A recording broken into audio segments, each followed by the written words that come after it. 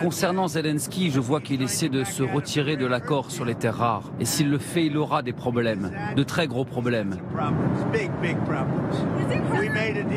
Nous avons conclu un accord sur les terres rares et maintenant il dit « Eh bien, vous savez, je veux renégocier l'accord ». Il veut être membre de l'OTAN, eh bien alors qu'il n'a jamais voulu être membre de l'OTAN. Donc s'il cherche à renégocier l'accord, il va avoir de gros problèmes. Ce moment est très important. On est à peu près un mois. C'était quoi la scène du bureau Oval? 28 février. 28 février, on est le 1er avril. Un mois plus tard, c'est comme si on revenait à la case départ. La scène de l'humiliation dans le bureau Oval. Trump, de nouveau, est très humiliant contre Zelensky. Il lui dit si vous ne faites pas comme je veux, ça va très mal se passer pour vous. Oui, mais parce que c'était un accord qu'il a complètement changé. D'ailleurs, il a rechangé complètement les données. Il lui a envoyé un contrat qui n'avait rien à voir. C'est un colonial, c'est une capitulation de l'Ukraine sans de garantie de paix, d'ailleurs, sans de garantie même de protection militaire. Enfin, c'est une absurdité totale. Et donc, il est transactionnel au possible, mais à un point fou. Et ça ne l'empêche pas qu'il est quand même très fâché contre Poutine, qu'il a quand même menacé de sanctions sur le pétrole. Ouais. Et donc, ça va quand même faire mal si ça se passe. Ces images qui ont marqué le monde entier, qui ont changé, c'est très impressionnant quand même. Quelques images, 40 minutes d'images dans le bureau Oval, les deux sons, ont changé presque l'axe du monde. Il s'est passé là quelque chose. On revient à ça ce soir. C'est-à-dire que Trump dit ou tu fais comme je veux, ou ça va mal se passer pour toi. Oui, sur l'accord, c'est même incroyable ce qu'a dit Trump. Et il faut lire cet accord où, en fait, ils disent on a tous les droits sur les terres rares et sur les autres ressources de l'Ukraine. C'est ça.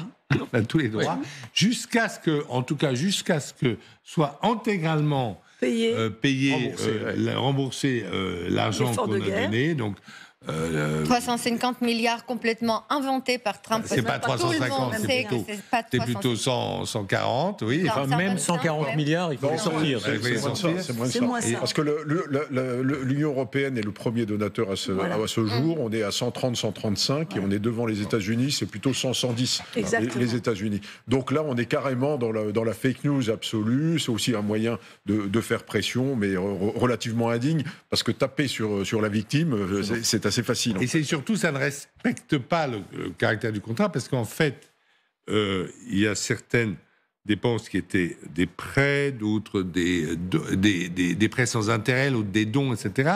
Mais ça n'a jamais été... c'est-à-dire qu'il refixe les conditions du crédit, si vous voulez. Et a posteriori, on n'a jamais vu faire ça dans aucune, même transaction commerciale. Mais justement, ça se fait ni dans le droit entre les États, ni dans le droit commercial entre les privés. Mais je pense que l'intérêt aujourd'hui de Zelensky, qui est quand même il joue assez intelligemment face à ce Trump totalement imprévisible et changeant, l'intérêt de Zelensky, c'est de garder le maximum de soutien américain jusqu'à ce qu'on ait un accord de gel.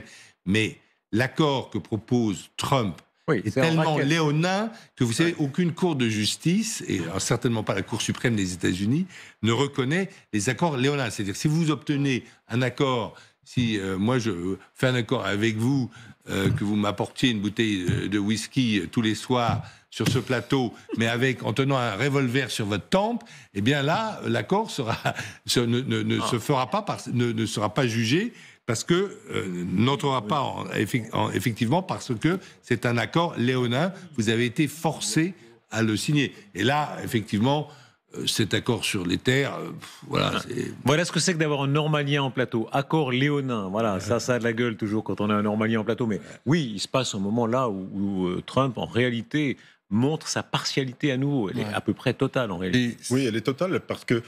Je t'ai coupé. Non, c'est moi qui t'ai coupé. Elle est totale parce qu'il n'arrête pas de dire qu'il va prendre des sanctions contre la Russie parce qu'ils ne sont pas assez souples, et puis ils remettent à demain en permanence la trêve qu'il croyait avoir négociée, et il dit retenez-moi, je vais faire un malheur, et il va avoir des gros ennuis, Vladimir. Et puis en fait, il ne se passe rien. Le seul pour lequel il a pris des véritables sanctions, c'est d'avoir coupé le renseignement pendant 4 jours aux Ukrainiens, pendant lesquels ils ont perdu la poche de Koursk.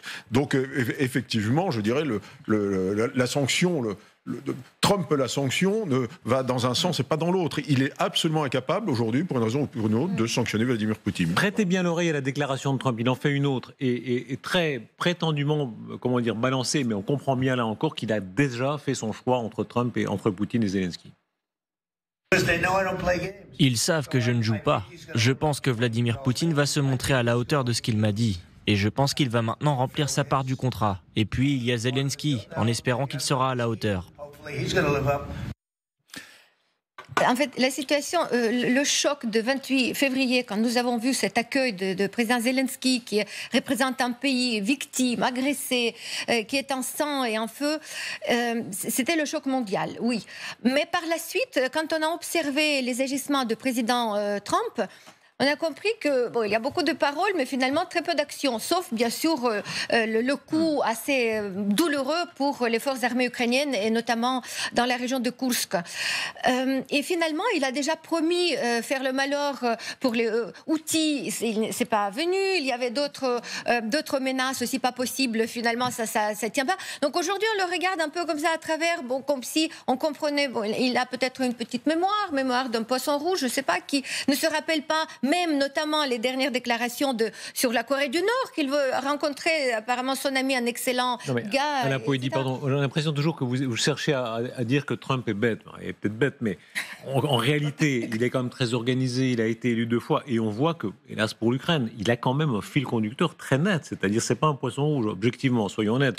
Au contraire, on a l'impression qu'il y a une continuité sous les sautes d'humeur apparentes très anti-ukrainiennes. C'est la preuve justement de ce que je dis, ce que vous comprenez de mes paroles, parce que s'il y avait un peu de réflexion, il aurait compris que c'est pas la bonne ligne de conduite. Vous voyez, l'intelligence, c'est plutôt le résultat de ses actions qu'on la voit. Mais là, pour l'instant, il fait plonger et sa notoriété, il fait plonger les États-Unis, il fait plonger aussi toute cette promesse, arrêter cette guerre. Il n'arrive même pas à faire un cessez-le-feu, au moins quelque part, là, dans les airs, sur les terres. Est-ce qu'il peut se retirer? Est-ce que vous croyez qu'il peut se retirer complètement? On entend certains commentateurs dire qu'il pourrait faire Ponce Pilate et dire je m'en lave les mains, que les Européens s'arrangent, moi je m'en occupe plus. Est-ce que ça c'est possible? Alors c'est possible. La chose importante, c'est est-ce qu'il va laisser ce qu'il a redonné aux Ukrainiens, c'est-à-dire le renseignement. C'est très important. Là, comme le disait le général, c'est vrai qu'ils ont beaucoup de stocks, les Ukrainiens, parce qu'ils sont encore en train d'arriver les équipements militaires des 61 milliards votés par le Congrès en avril 2024. Par ailleurs, l'Ukraine est capable d'assurer 45% de ses besoins militaires, parce qu'on sait aujourd'hui, par exemple, que les chars Léopard, ça sert à rien, ça coûte très cher, mais ça sert à rien dans la guerre moderne. Ce qui sert, ce sont les drones. Donc, et les Ukrainiens en fabriquent énormément, et ils sont très bons là-dedans. Ils ont même réussi. Ils peuvent même prétendre faire des raids sur Moscou, à ce qu'on me dit. Bon, voilà. Ils en ont fait. C'est difficile, ils en ont fait. Donc, c'est ça qui est important, c'est qu'ils gardent le renseignement, parce qu'aujourd'hui, je ne constate pas sur le terrain de percées russes très impressionnantes. Bon, ils prennent un village là, mais c'est pas Guderian en mai 40 sur le front français, quoi. Ou en 41 d'ailleurs sur le front russe. Ou 41 sur le front russe, ou même Zhoukov.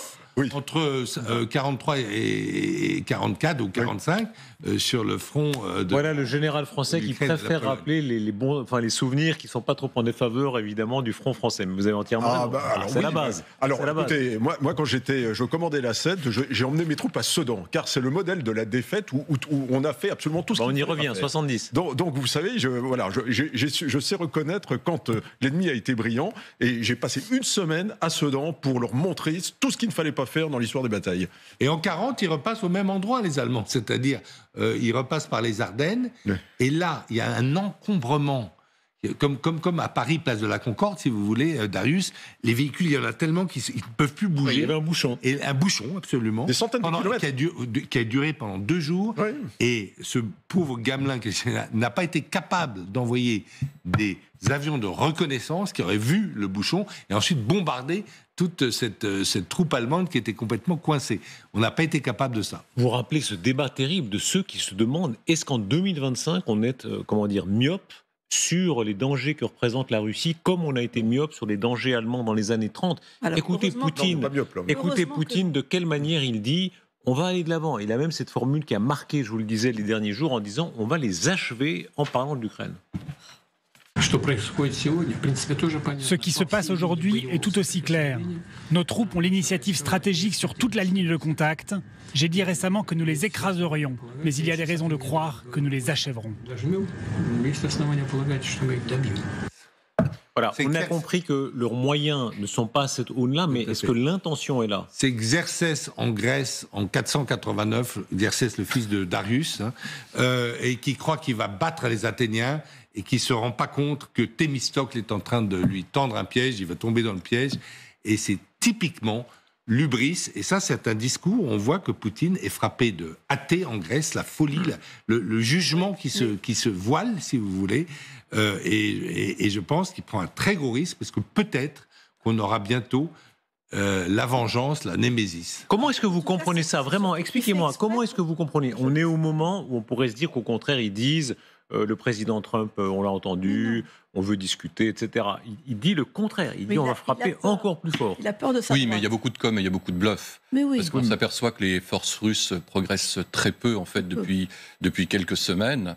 Et il a besoin de faire monter la pression pour les négociations auprès de son allié américain. Certainement, ils vont encore lancer 2-3 offensives nocturnes sur Kiev et sur les villes ukrainiennes, mais ça ne va pas aller au-delà. C'était comme la mobilisation des 160 000 conscrits, c'est pour faire monter la Oui, mais pardon, il y a du bluff ou il n'y a pas de bluff? Parce que je rappelle, le ministre des Affaires étrangères, Jean-Noël Barrot, dit regardons la réalité en face et préparons-nous à parer la menace. Et vous nous dites c'est du bluff. On ne peut pas dire les deux. Alors, écoutez, à un moment donné, il faut quand même choisir. La menace existe, il faut s'y préparer, mais dans ce qu'il dit là, je dis il n'a pas les moyens. Voilà. Il n'a pas les moyens, il n'a pas la masse. Et donc il parle à sa population, il joue les gros bras, il veut montrer qu'il est en train de gagner la guerre, surtout aussi à destination de Trump, pour lui montrer qu'il a la main. Mais comprenez, celles et ceux qui nous écoutent, comprenez qu'il y a comme une contradiction. On ne peut pas à chaque fois dire en réalité, attention, préparons-nous à parer la menace, etc., comme le dit Jean-Noël Barrot, et avoir dans la minute d'après... C'est justement, quand l'ennemi n'est pas encore trop dangereux qu'il faut se préparer, c'est pas après... Alors ce sera quand? Quand est-ce qu'il sera dangereux? Si demain il bat les Ukrainiens, là il faudra commencer... Mais vous dites qu'il ne peut pas battre les Ukrainiens. Pour le moment non, on n'a pas... Mais bien sûr que quand vous avez une armée... Quand vous avez une armée d'1 600 000 personnes qui se préparent, vous ne pouvez pas dire, nous, avec une armée, opérationnelle, je vais être gentil, mon général, de 40 000 personnes, ça va suffire. 40 000 Allemands, 40 000 Anglais, et 40 000 Polonais, 40 000 Finlandais, ça fait 200 000. Donc, contre une vraie menace pour l'Ouest. Il faut absolument refaire nos forces conventionnelles, c'est évident. Emmanuel Macron a tout à fait raison. Mais l'Europe doit se réarmer.